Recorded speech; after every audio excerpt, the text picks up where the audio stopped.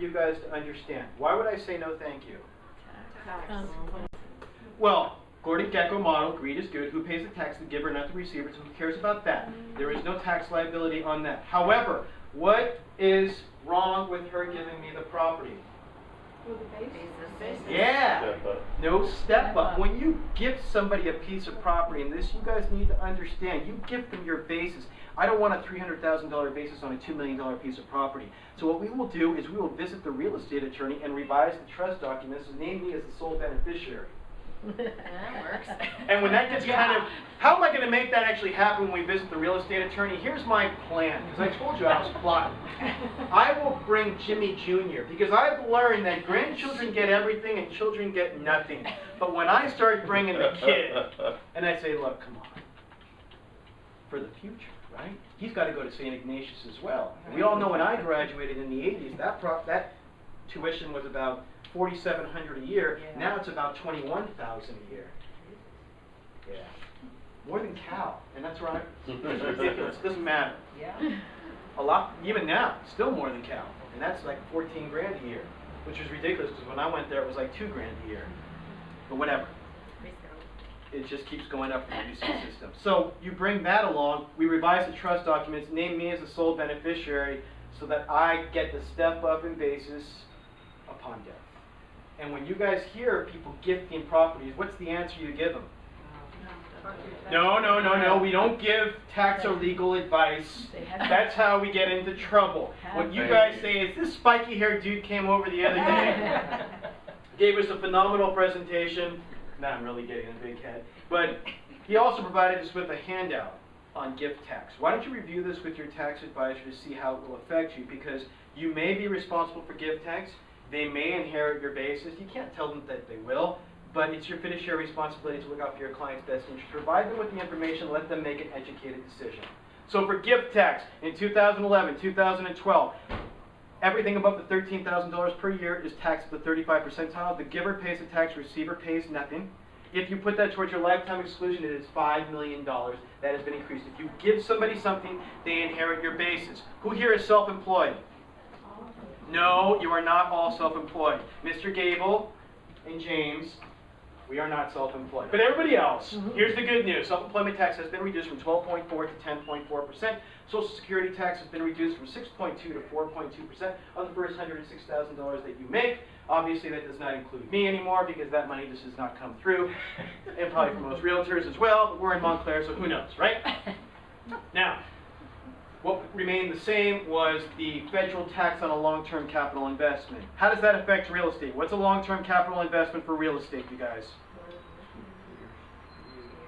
It's a good thing that I'm here today.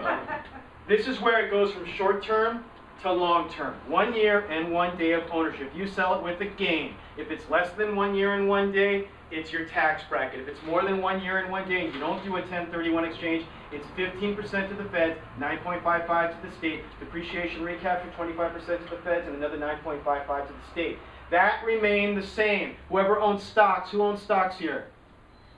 Dividends, same thing, it stays at 15%. Income tax brackets, they were supposed to get rid of the 10 and 15 and raise the 34.8 to 39.8. That all remained the same. Everything remaining the same is great for how long? 2 years. What's going to happen January 1st, 2013? Expires. It expires, and they are going to increase because our deficit has only gotten worse. Now, there's a couple of things. What's on the table? What's on the chair? Currently on the table to be in effect January 1st, 2013, and this will affect real estate, is the Health Care Reform Act. How does that affect you guys? Question, who here has a sphere of influence? Everyone. No? I only see about 8 hands right now, which is really scary. 9 hands, 10 hands now. People with spheres of influence. How many of you people, you lovely realtors, have single people within your sphere of influence? How many of, just 2. All right. How many of those single people actually make more than $200,000 per year? Okay, we've got a few. If they make more than $200,000 per year, they sell a piece of property in the year 2013, let's say it's a second home or investment property, they have a gain. Now they're subject to all the taxes that I mentioned, which are going to increase from what they currently are, but they also get a lovely parting gift, the Health Care Reform Act, which is an additional 3.8% that goes directly to health care. Now, that's for single people. Married couples. Who has married couples in their sphere of influence? Okay, a little bit more, so somebody has a sphere here. Now, if the single criteria is 200, what's the married criteria? Not 400, 250.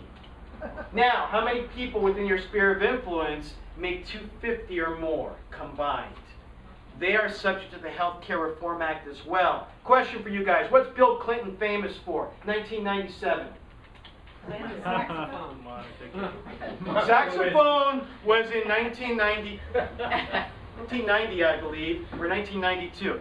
And this is a real estate course, so if you're talking about Monica, then you should go somewhere else for the next class. That was 98.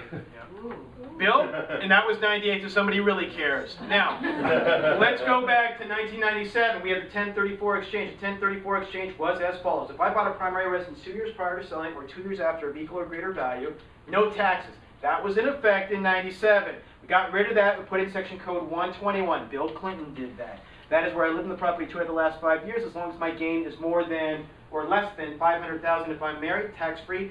250 or less if I'm single, tax-free. If it's over that dollar amount, you're subject to tax. If it's over that dollar amount, you're subject to all the taxes that I mentioned, as well as Health Care Reform Act. If you're single, make more than 200. If you're married, make more than 250. That's coming January 1st, 2013, unless something changes. That's on the table. Here's what's on the chair. They're looking to get rid of section code 121. They're looking to get rid of section code 1031. Really scary. Happens every year, but I guess I like that in my life. And the most important that you guys really need to pay attention to, so whenever NAR or CAR comes out with anything, they're looking to reduce or possibly eliminate the MID. If they get rid of the MID, how does that affect our business? Huge. Right? That just is like the worst.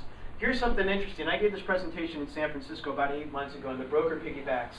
This was in January, I guess. The broker piggybacks and says, James, let me add something. I just came to a national conference where they announced the national number for mortgage interest deduction. Let me give you guys a little hint. A $780,000 loan, you're claiming about 50 grand in mortgage interest deduction. What's the national number? $5. More than $5. 50,000 is for a $780,000 loan. What is the national average? 20. 20,000? Less. Yeah, gotta be less than that. Like 10,000. Less than 10,000. Wow. Less than 7,500. 65. $5 is looking good. 2,500. $5 is looking good, but less than 2,500. 1,000. Less than 1,000. Oh my. I'm not kidding. I don't joke. The national number is $587. Let me explain why the national number is $587. How many properties out there would you guys care to guess are free and clear in the United States? Over 35%. How many properties are in the Midwest? A lot. When you put that together and the coast is the only thing that's driving things up, you get the $587 number. Pay attention to when things like that come out. Let's all unite to keep it what it currently is. If anybody